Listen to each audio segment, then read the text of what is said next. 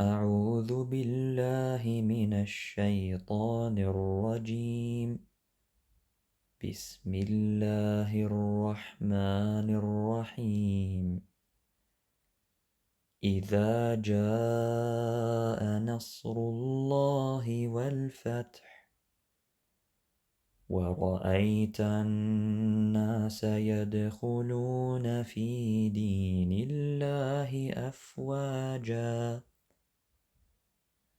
فسبح بحمد ربك واستغفره إنه كان توابا.